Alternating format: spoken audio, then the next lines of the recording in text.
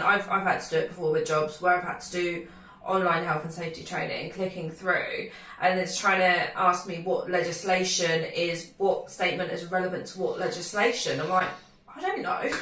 But I'm going in to look after Doris and make her a breakfast and change her pad. I don't know what legislation is relevant to what. And like, you need to know what you can and can't do, what you should and shouldn't do.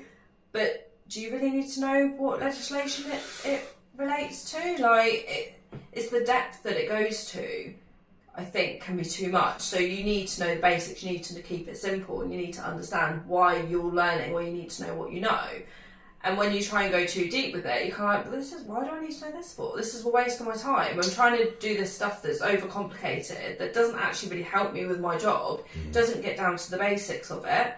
And why do I need to do it? A lot of companies use scare tactics. Yeah. If you don't do this, and this will happen to you, and it will cost you that much. And do you know what? The guy on the ground doesn't care what it costs. Doesn't care what the cost is to the business. I just want to get on to do my job. And if there's an easier or a safer way and a better way of doing it, please tell me. But the scare tactic, and look at loads of websites all have it. Did you know that the cost of the industry from this was this? Nobody cares. Yeah, apart from the people that are paying that, which aren't the people that are on the training. Yeah, exactly. So to use these scare tactics and say scare, these are cold-faced guys that we deal with a lot of the time, and have these cold-faced, and then try to scare them with numbers, they're not interested, and they don't really care. So why bother? You're aiming it at the wrong level.